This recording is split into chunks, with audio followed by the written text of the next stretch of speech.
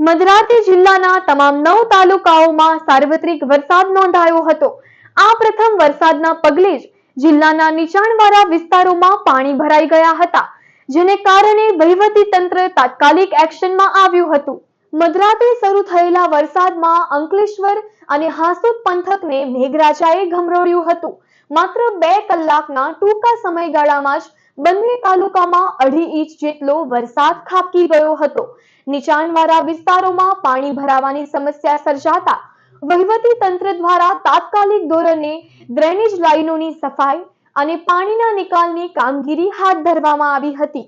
ચાલુ વર્ષે ચોમાસાનું આગમન મોડું થતા જગતનો તાત ચિંતાતુર બન્યો હતો, પરંતુ ગત રાત્રે થયેલા સાર્વત્રિક વરસાદને કારણે ખેડૂતોમાં ભારે ખુશહાલી વ્યાપી ગઈ છે અને વાવણીના કાર્યોને વેગ મળ્યો છે.